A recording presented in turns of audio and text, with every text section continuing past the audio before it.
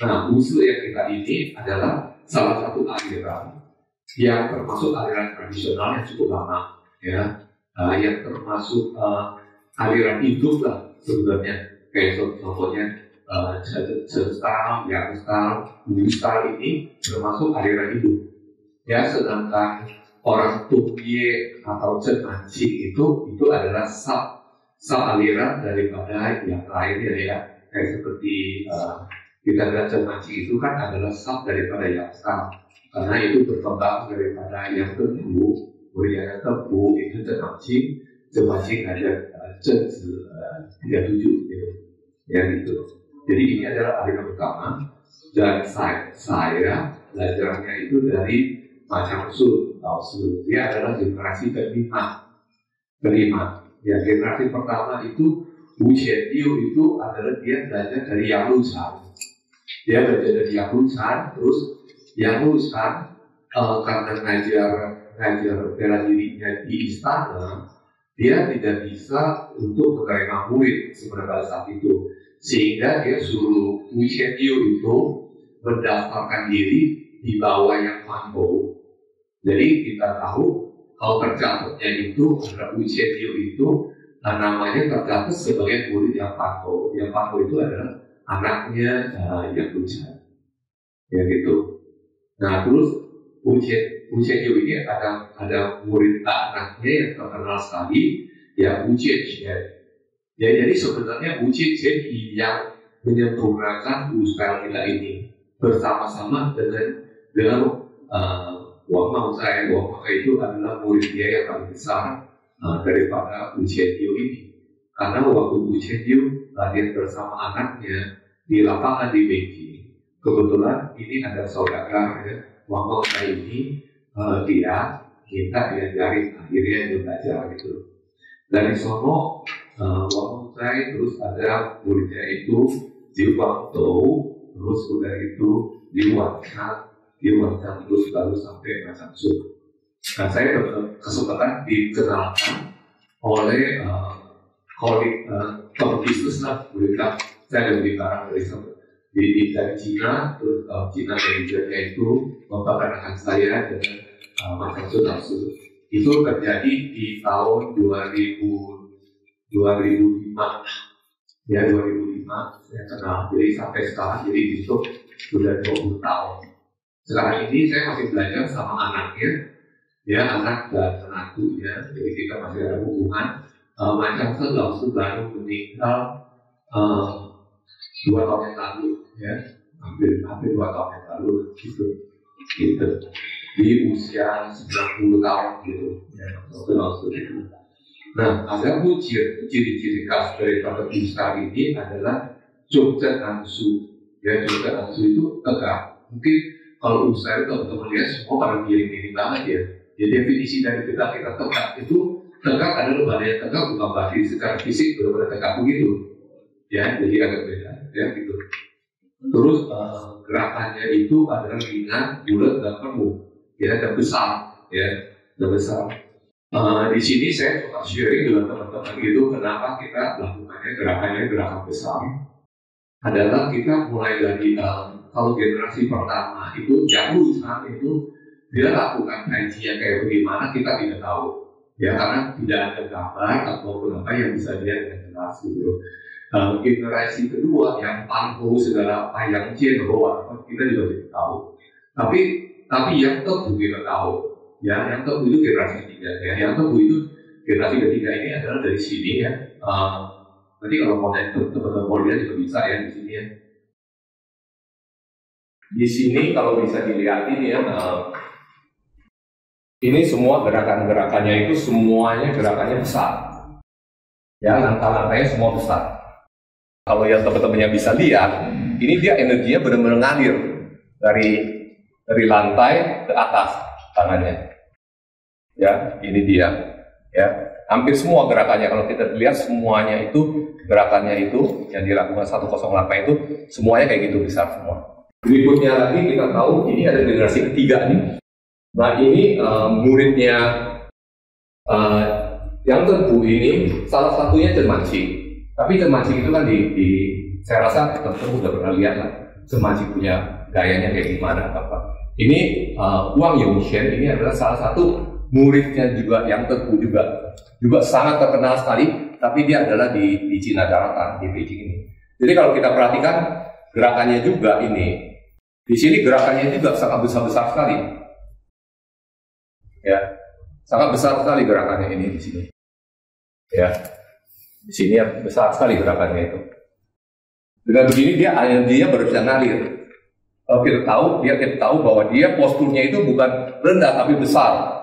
Ini besar sekali gitu. Makanya di dalam Yang style itu dikatakan Sucan. Sucan itu Sucan itu sufu ya, nyaman. Can itu kayak seperti burung membentangkan sayapnya gitu. Ya, seperti elang membentangkan sayapnya. Jadi besar posturnya. Jadi bukan postur kecil gini atau tidak letak dia tapi kecil gini. Tapi besar. Benar-benar. Ya, ini adalah Wang Yongxian. Yongxian ini juga sama, posturnya juga besar. Dia juga salah satu muridnya Chen Manqing yang terkenal juga. Jadi dia postur besar juga, ngambilnya besar. Murid yang teguh. Yang teguh juga. Yang teguh juga. Jadi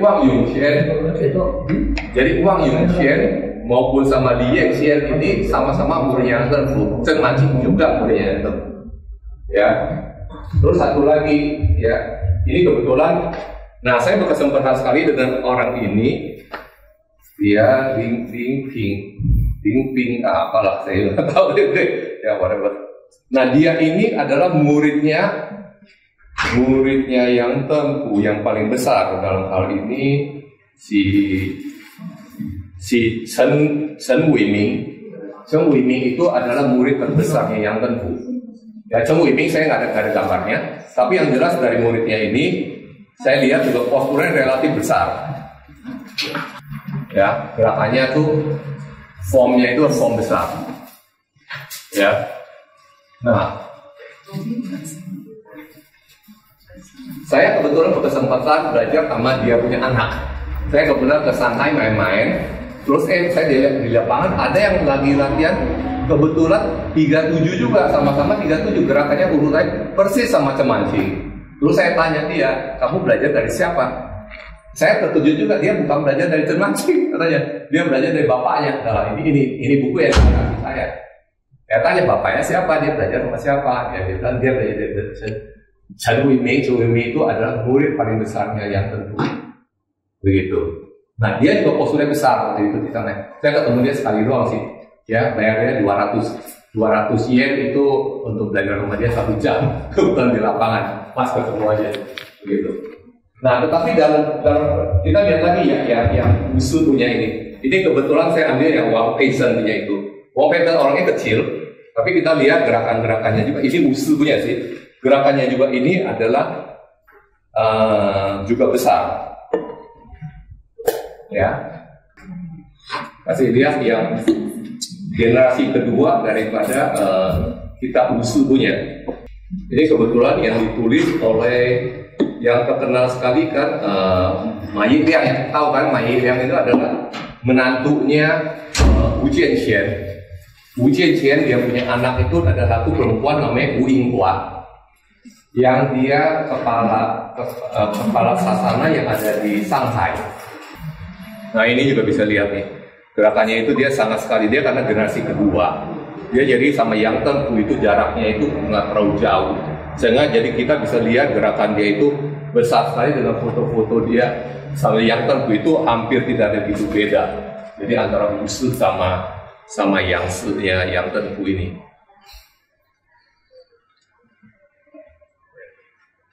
Ya, jadi ini hampir besar formnya itu.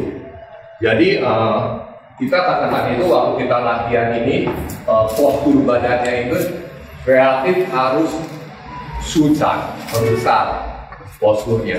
Jadi kalau kita bilang misalnya Shohui Pipai ya teman-teman tahu itu, saya rasa di Yang ini kan posturnya mungkin ada yang lakukannya kecil. Kalau di dalam kita bilang kita harus besar. Jadi nggak bisa kayak gini karena ini chi-nya itu dalam gini, nggak bisa buka ngalir gitu. Jadi hanya dengan buka begini baru bisa chi sentanggir, chi-nya baru bisa turun. Ya, jadi semua itu kita coba untuk mengacu kepada lihat lagi kepada foto-foto zaman dulu itu kayak gimana, yang tentu kayak gimana sih dia lakukannya itu. Nah, kita lihat lagi di zaman modern ini, kalau Wing Hua sendiri itu formnya jadi benar lebih kecil. Nah, terus ini ada salah satu juga dia punya bapak ini adalah ini kebetulan teman dari Taiwan, dia kebetulan ke Indonesia, terus dia beliin saya buku Tai Chi, dia tahu saya senang Tai Chi ini. Ini juga salah satu tokoh yang papanya itu adalah muridnya yang Teguh juga. Tapi dianya sendiri, dia adalah sangat terkenal Tai di Chun Lo sekarang aja. Ya, tapi dia sendiri kalau kita lihat formnya ini, dia nggak bisa Tuiso. Tenaga dia nggak keluar. Ngajar formnya bagus. Ya, kelihatan sekali dia punya form ini sudah beda jauh sekali. Beda kelas dengan yang angkatan-angkatan yang lama. Gitu. Jadi dengan segala yang tadi yang saya tunjukkan tadi segala itu. Nah, Wing Hua sendiri juga kalah jauh sama bapaknya. Jadi makanya relatif dengan itu bagus dia punya Tuiso. Ya, jadi di sini ini saya sengaja mau ubah untuk tunjukin kepada teman-teman dari sejarah-sejarah ini. Ya. Jadi bukan saya asal ngomong saja, tapi dibuktikan dengan bukti-bukti dengan foto-foto zaman dulu. Formnya ini perlu form yang besar untuk supaya kita bisa capai apa yang kita mau gitu, yaitu energi yang bisa mengalir gitu. Ya. Lalu di samping itu bentuk yang form yang besar itu kita juga harus lakukannya itu badannya harus relax yang jelas. Terus kita harus itu tenggelam, maksudnya di bawahnya itu, terus berkesinambungan pelan, berkesinambungan gerakannya itu. Nah, untuk mencapai itu semua, kita dari reduksi itu lakukan ada 3, yaitu 1 melalui cancuang, standing still berdiri, gitu ya. Terus kedua melakukan jurus. Jadi kalau cancuang itu kita latih adalah badan kita bagaimana suruh. Kalau bagaimana kita hening diam, ya, hening bukan hening itu ya, tapi hening pikiran kita juga hening gitu, ya.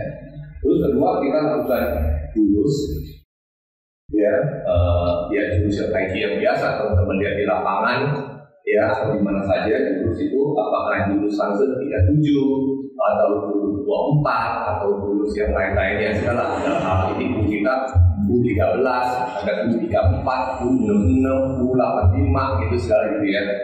Atau Tuiso. Nah di sini teman-teman ini kan udah banyak yang udah latihannya cukup lama nih kan. Jadi dari cancuang, tahu ya, standing still, jurus, sama Tuiso, Kusen, 3 itu yang mana yang paling penting? Kalau mau diurutin dari yang paling penting ke yang tidak paling penting, urutan nomor 1 apa? Ini ada yang memang mungkin bisa komentar teman-teman, yang mana yang paling penting? Terserah siapa aja. Nah, di antara 3 itu nomor 1 standing still, cancuang, lakukan jurus, Tuiso. Nah, nomor 1 apa? Cancuang. Nomor 2 apa? Jurus. Nah, nomor 2 apa? Jurus. Nomor 3 Tuiso. Sebenarnya yang nomor 1 yang paling penting itu adalah Tuiso. Tanpa Tuiso, teman-teman tidak akan tahu cancuang yang benar kayak bagaimana. Tanpa Tuiso, teman-teman tidak akan pernah tahu bagaimana lakukan jurus sudah benar. Hanya melalui Tuiso, teman-teman baru bisa tahu, baru ada feedback bahwa saya cancuangnya harus bagaimana yang benar. Setelah itu baru dicancuang gitu. Jadi nomor 1 adalah Tuiso. Jadi kalau kita katakan kita latihan Tai Chi tanpa Tuiso, ya kita sebenarnya latihan senam saja, bukan latihan Tai Chi kita. Jadi Tuiso nomor 1, seberapapun sederhana. Jadi jangan dipikirkan Tuiso itu adalah saling kita dorong-dorongan, Ya, kita bukan dorong-dorongan, tapi kita membantu partner kita. Bagaimana dia bisa lakukan gerakannya itu, dia bisa mengalirkan energinya itu dengan benar. Itu tujuannya pisau itu sebenarnya. Ya, bukan untuk dipertandingkan sebenarnya. Tapi di kita sini kalau tanpa pertandingan kayaknya kurang oke gitu. Ya, sehingga tetap mau dilakukan itu. Kita berusaha mancing teman-teman kita, berusaha bantu teman-teman kita mancing. Otomatis kita juga akan main juga gitu.